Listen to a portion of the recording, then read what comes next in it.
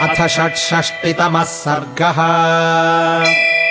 अनेकशतसाहस्रीम् विषण्णाम् हरिवाहिनीम् जाम्बवान् समुदीक्ष्यैवम् हनूमन्तमथाब्रवीत्। वीरवानरलोकस्य सर्वशास्त्रविदाम्बरा तूष्णीमेकान्तमाश्रित्य हनूमन् किम् न जल्पसि। हनूमन् हरिराजस्य सुग्रीवस्य समोह्यसि। रामलक्ष्मणयोश्चापि तेजसा च बलेन च अरिष्टनेमिनः पुत्रो वैनतेयो महाबलः। गरुत्मानिव विख्यात उत्तमः सर्वपक्षिणा बहुशो हि मया दृष्टः सागरे स महाबलः। भुजङ्गानुद्धरन् पक्षी महाबाहुर्महाबलः। पक्षयोर्यद्बलम् तस्य भुजवीर्यबलम् तव विक्रमश्चापि वेगश्च न तेनापहीयते। बलम् बुद्धिश्च तेजश्च सत्त्वम् च हरिपुङ्गव विशिष्टम् सर्वभूतेषु किमात्मानम् न सज्जसे। अप्सराप्सरसाम् श्रेष्ठा विख्याता पुञ्जिकस्थला अञ्जनेति परिख्याता पत्नी केसरिणो हरेः।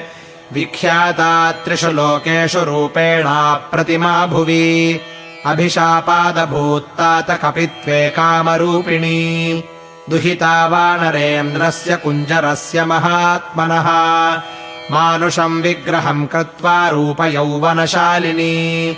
विचित्रमाल्याभरणा कदाचित् क्षौमधारिणी अचरत्पर्वतस्याग्रे प्रावृडम्बुदसन्निभे। तस्या वस्त्रम् विशालाक्ष्याः पीतम् रक्तदशम् शुभम्। स्थितायाः पर्वतस्याग्रे मारुतोपाहरच्छनैः सददर्श ततस्तस्या वृत्तावूरुषु संहतौ। स्तनौ च पीनौ सहितौ सुजातम् चारुचाननम्।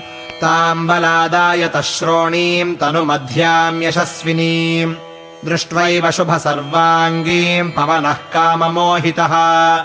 सताम् भुजाभ्याम् दीर्घाभ्याम् पर्यश्वजतमारुतः। मन्मथाविष्टसर्वाङ्गो गतात्मा तामनिन्दिता। सा तु तत्रैव सम्भ्रान्ता सुव्रता वाक्यमब्रवीत्। एकपत्नी व्रतमिदम् को नाशयितुमिच्छति। अञ्जनाया वचः श्रुत्वा मारुतः प्रत्यभाषत। न त्वाम् हिंसामि शुश्रोणिमाभूत्ते मनसो भयम्। मनसास्मि गतो यत्त्वाम् परिष्वज्य यशस्विनी। वीर्यवान् बुद्धिसम्पन्नस्तव पुत्रो भविष्यति। महासत्त्वो महातेजा महाबलपराक्रमः। लङ्घने प्लवने चैव भविष्यति मया समः। एवमुक्ता ततस्तुष्टा जननीते महाकपे। गुहायाम् त्वाम् महाबाहो प्रजज्ञे प्लवगर्षभा। अभ्युत्थितम् ततः सूर्यम् बालो दृष्ट्वा महावने। फलम् चेति जिघृक्षुस्त्वमुत्प्लुत्याभ्युत्पतो दिवम्। शतानि त्रीणि गत्वाथ योजनानाम् महाकपे। तेजसा तस्य निर्धूतो न विषादम् गतस्ततः। त्वामप्युपगतम् तूर्णमन्तरिक्षम् महाकपे। क्षिप्तमिन्द्रेण ते वज्रम् कोपाविष्टेन तेजसा। तदा शैलाग्रशिखरे वामो हनुरभज्यत। ततो हि नामधेयम् ते हनुमानिति कीर्तितम्। ततस्त्वाम् निहतम् दृष्ट्वा वायुर्गन्धवः स्वयम्।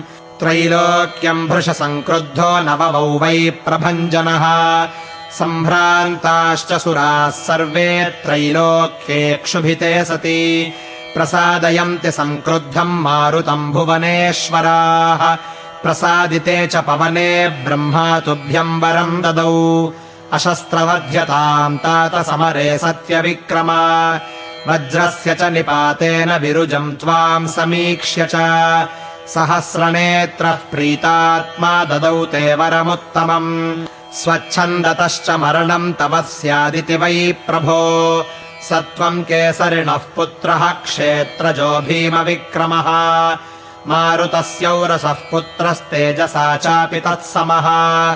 त्वम् हि वायुसुतो वत्स प्लवने चापि तत्समः। वयमद्य गतप्राणा भवानस्मासु साम्प्रतम्। दाक्ष्यविक्रमसम्पन्नः कपिराज इवापरः।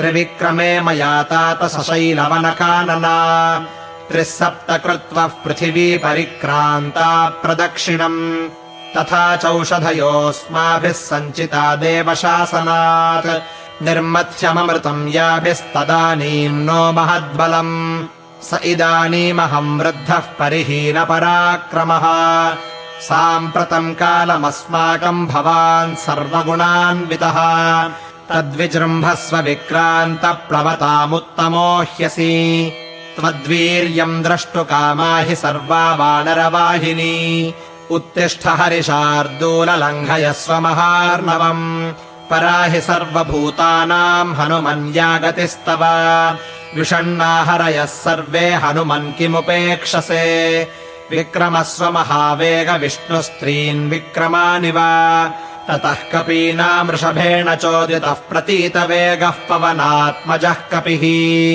प्रहर्षयंस्ताम् हरिवीरवाहिनीम् चकाररूपम् महदात्मनस्तदा इत्यार्षे श्रीमद् रामायणे वाल्मीकीये आदिकाव्ये किष्किन्धाकाण्डे 66तमः सर्गः।